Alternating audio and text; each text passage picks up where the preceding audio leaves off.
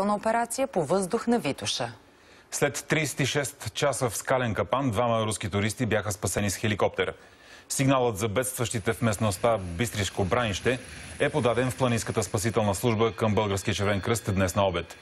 Двамата мъже били на преход, но объркали пътя и прекарали в планината повече от денонощие без храна. Техни близки са подали сигнал до спасителната служба, а бедстващите чрез мобилните си телефони са засекли точните координати на мястото, което е улеснило намирането им.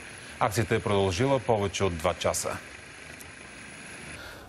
Терена наистина е много труден за придвижване на хора, особено един от пострадалите така с доста сериозно тегло, около 150 кг човек.